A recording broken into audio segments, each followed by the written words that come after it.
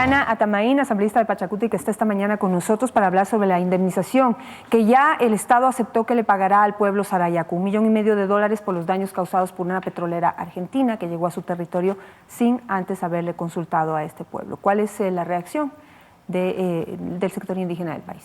Buenos días, Janet, muchísimas gracias.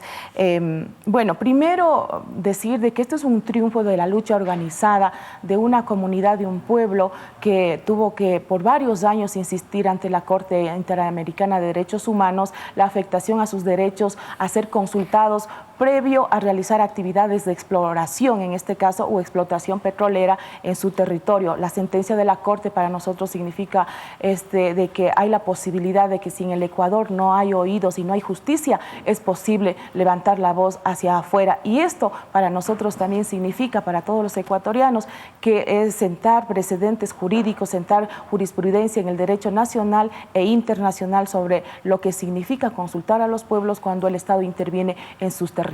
Ahora, recientemente se sacó un reglamento a través de un decreto ejecutivo, usted me lo estaba mencionando, en donde se define cómo se debe consultar a los pueblos. ¿Cómo ven este instrumento? ¿Es una verdadera consulta? ¿Servirá para evitar este tipo de problemas?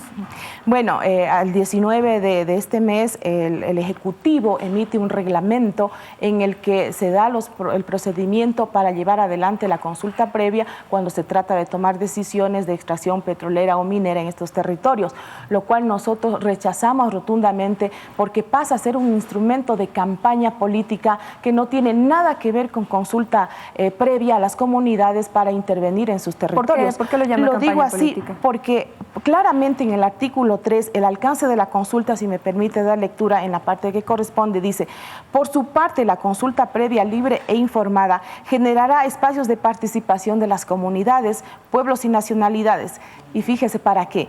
En la identificación de necesidades de intervención por parte del Estado a través de políticas, proyectos sociales y comunitarios. No dice que es para consultar cuáles son sus propuestas de desarrollo que quieren, sino van a ir a informar. Y si revisamos todo el contexto de esto... ¿Es informativo? Solo no es consultivo. Totalmente informativo para que las comunidades escuchen al Estado en qué programas pueden intervenir o de lo que son beneficiarios, de qué pueden ser beneficiarios por parte del Estado por afectar en sus territorios. Ahora, ¿cómo ocurre en otros países?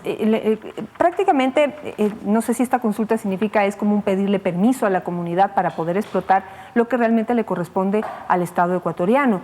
¿En otros países sucede lo mismo o la consulta se asemeja a lo que se plantea en ese reglamento? En otros países ya ha sentado precedentes también la Corte Interamericana cuando no han sido consultados. Pero lo que se le debe decir al pueblo ecuatoriano no es de que precisamente es pedirle permiso a las comunidades para ver si esos recursos naturales, que es de todos los ecuatorianos, lo podemos explotar.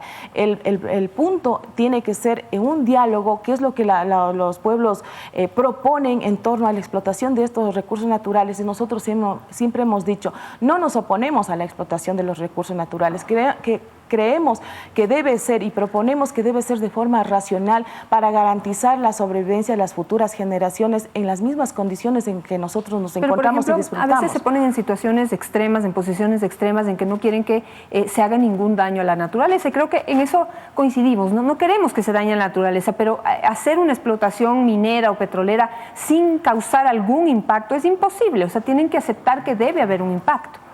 Por supuesto, toda actividad humana que tenga que ver con la extracción de recursos naturales causa impacto, pero de la manera como se hace y con las reglas de juego que tiene el Ecuador para entregar a las transnacionales toda nuestra riqueza y luego nos dejan solo contaminación, si no, fíjese lo que pasó con Texaco y en la Amazonía Norte, nos dejan contaminación, nos dejan pobreza a los pueblos que están asentados en su territorio. Y no solamente eso, lo que nosotros buscamos es que se respete los derechos de la existencia de los pueblos originarios, de la continuidad histórica de los mismos, y esto significa de vivir en armonía con la naturaleza y en su hábitat y su autodeterminación.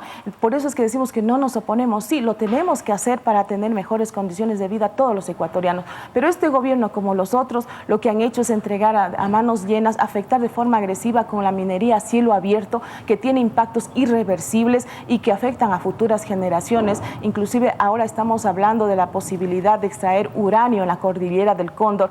Eso habría que discutirlo muy profundamente, pero el gobierno del Ecuador no está haciendo esto y tendrá que acatar la resolución de la sentencia de la Corte. Es de cumplimiento obligatorio para el Estado ecuatoriano. Y yo sí quisiera recalcar algo que, bueno, ya lo hemos hablado, que tiene que hacer indemnizaciones, hay que retirar la pentolita que se ha sembrado en territorio Sarayaku, pero a mí sí me llama la atención, yo creo que la Corte debía haber tomado como el primer punto principal en su sentencia lo siguiente, que dice: implementar programas o cursos obligatorios que contemplen módulos sobre los estándares nacionales e internacionales en derechos humanos de los pueblos y nacionalidades indígenas, dirigidos a funcionarios, militares, policiales y judiciales, así como a otros cuyas funciones involucren relacionamiento con los pueblos indígenas. En este país no se sabe cómo llevar adelante el ejercicio de los derechos colectivos e individuales, y todos se deben capacitar para que no haya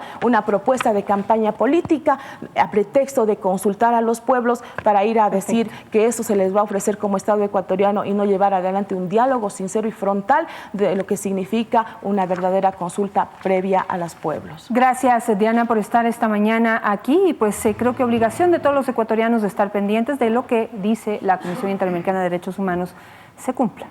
Muchísimas gracias. Gracias a ustedes también, que tengan un excelente fin de semana. Nos encontramos el próximo miércoles.